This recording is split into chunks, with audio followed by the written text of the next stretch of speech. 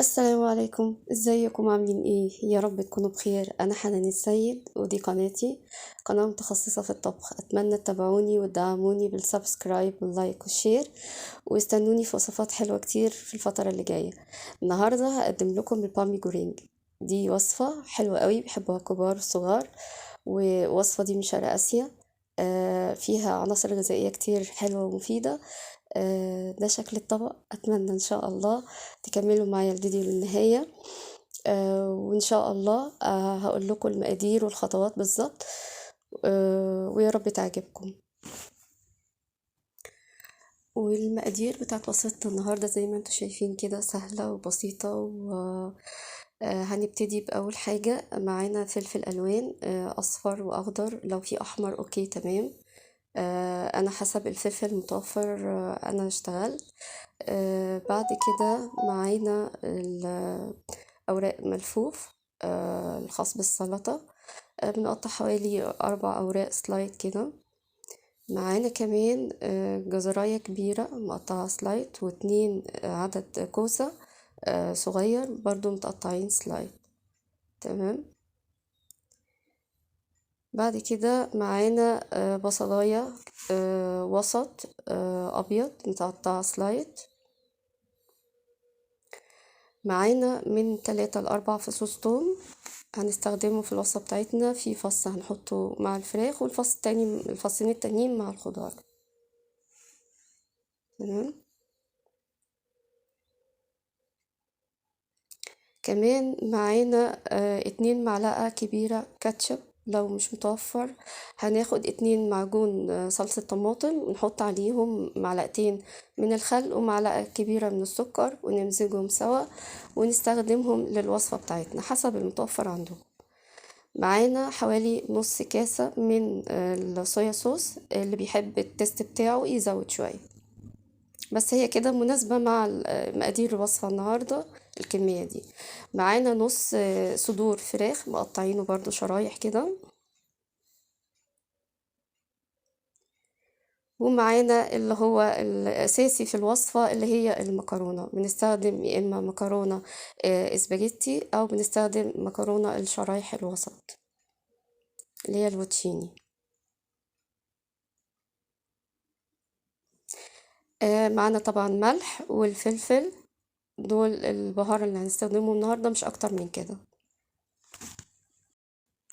في الخطوة دي احنا حطينا وعاء على النار لحد ما المية تغلي، حطينا ملح وزيت، اي زيت نباتي، وحطينا المكرونة. نسيت اقول لكم ان هي حوالي 400 جرام من المكرونة. هنقلبهم لحد ما يستووا تماما، تقريبا من 7 ل10 دقايق حسب نوع النودل اللي انتوا شغالين بيها. بعد كده هناخدها عشان نصفيها.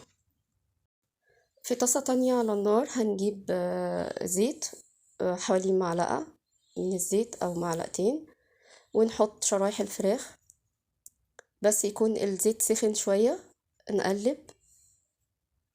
نقلبها لحد ما نحس ان هي كلها يعني اللون بتاعها بدأ يروح، ويبان ان هو داخل في السوا يعني. هنحط فلفل ومعلقة صغيرة من الملح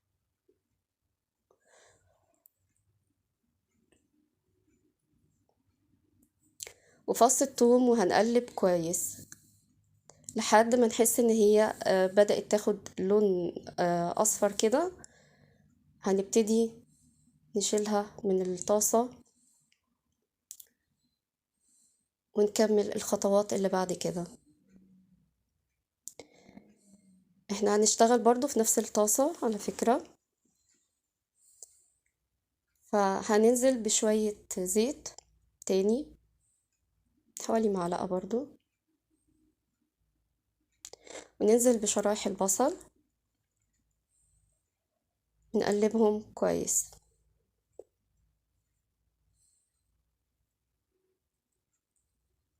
لحد ما نحس ان البصلة بدأت تدبل. هننزل بفصين الثوم اللي فاضلين،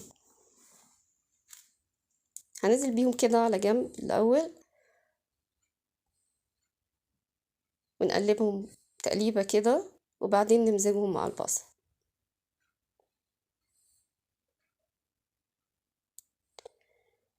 خطوات سهلة وبسيطة، وممكن لأي حد حتى مبتدئ ان هو يتعلم الطبخ ان هو يطبقها، هتطلع معاه حلوة جدا.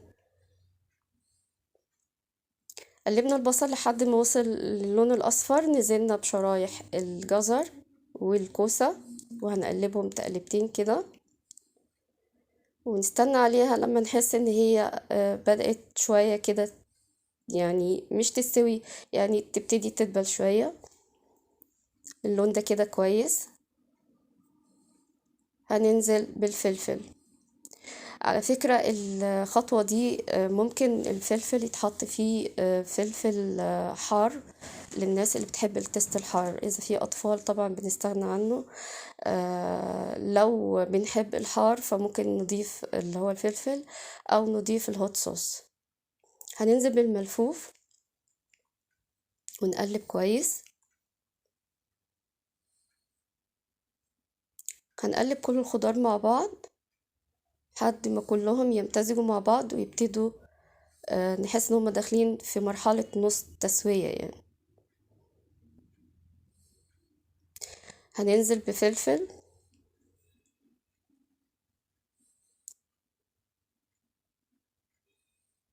طبعا الفلفل حسب الرغبة يعني، تقريبا حطيت حوالي ربع معلقة، وبعدين نص معلقة من الملح، لان احنا اوريدي كل خطوة حاطين فيها ملح، فلازم الملح يعادل بعضه يعني، وده طبعا حسب التست بتاعكم. هنقلب كويس كل المكونات مع بعض.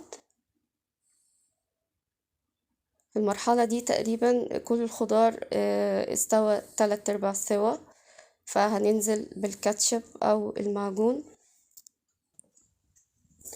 ومعاهم الصويا صوص ونقلب لحد ما يمتزج الصوص مع الخضار كويس.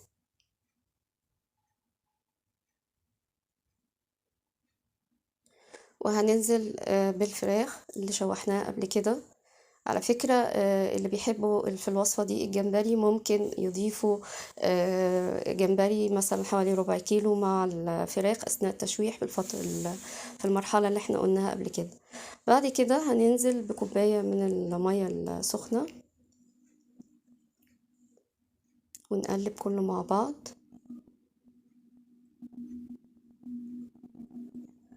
بعد كده هننزل بالمكرونة ونقلبها في كل المكونات اللي احنا عملناها قبل كده، نقلبها كويس لحد ما تمتزج مع الخضار والفراخ. قد ايه الالوان جميلة، وقد ايه الطبق بيطلع شكله فعلا شاي، عشان كده الناس كلها الفترة اللي فاتت مقبلة على الوصفة دي وبتحبها جدا. فانا حبيت تكون اقدم لكم وصفة الكل بيحبها، وتكون سهلة كمان في تنفيذها بخطوات بسيطة جدا، مش معقدة ولا محتاجة تكات كتير يعني.